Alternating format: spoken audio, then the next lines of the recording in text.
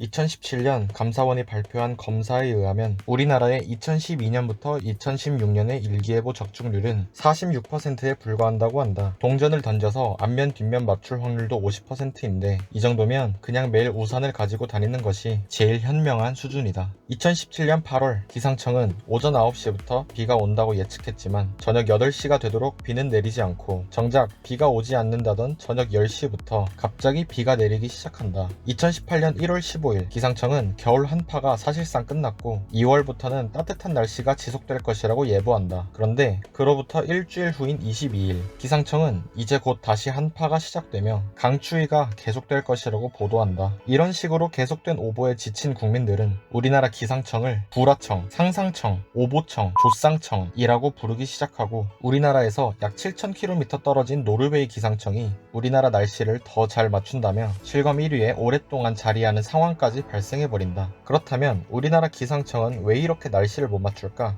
먼저 기본적으로 날씨 예측은 우리나라 곳곳에 세워진 기상 관측소에서 기온, 강수량 등의 데이터를 얻어내고 슈퍼컴퓨터가 이 데이터를 기반으로 계산한 후에 나온 자료를 토대로 기상예보관이 날씨를 예측하여 우리에게 알려준다. 기상관측소는 우리나라 곳곳에 세워진 기상관측기를 통하여 데이터를 얻어내고 이 기상관측기는 우리나라 곳곳에 촘촘하게 있을수록 날씨 예보의 정확도가 높아진다. 당연한 얘기다. 픽셀이 적은 저해상도의 사진의 경우 우리 눈에 매우 흐릿하게 보이지만 픽셀이 더욱 많고 촘촘하게 있는 고해상도의 사진의 경우 우리 눈에 선명하게 보이게 된다. 이와 마찬가지로 우리나라의 기상관측기가 더욱 많이 존재한다면 더 많은 데이터를 토대로 좀 더 정밀한 일기예보가 가능해진다. 그렇다면 우리나라는 기상관측기가 부족할까? 그건 아니다. 오히려 우리나라는 미국이나 일본에 비해서 기상관측기가 더 촘촘하게 설치되어 있다고 한다. 그렇다면 기상청은 왜 항상 틀릴까?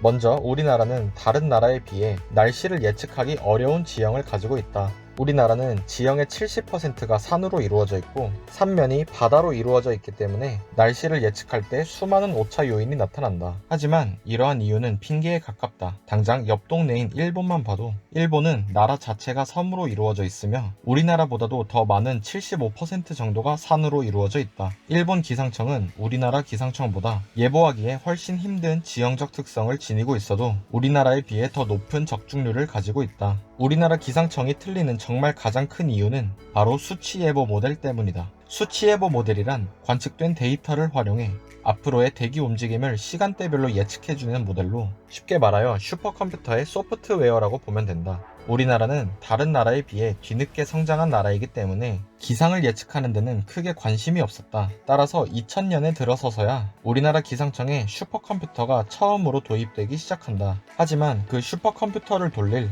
우리나라의 독자적인 수치예보 모델이 없기 때문에 영국의 수치예보 모델을 가져와서 사용하기 시작했다.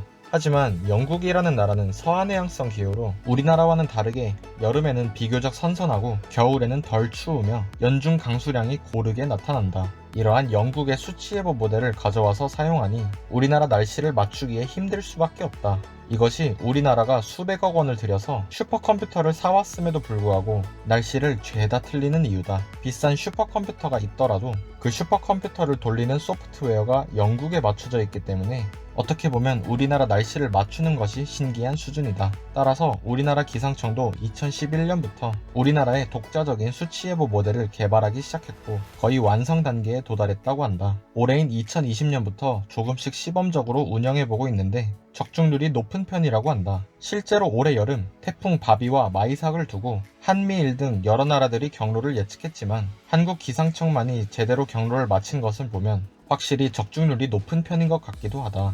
우리나라의 수치예보 모델은 내년인 2021년부터 본격적으로 시행할 예정이라고 한다. 2021년부터는 우리나라 기상청이 잃어버린 신뢰를 되찾을 수 있을지 한번 지켜봐야겠다.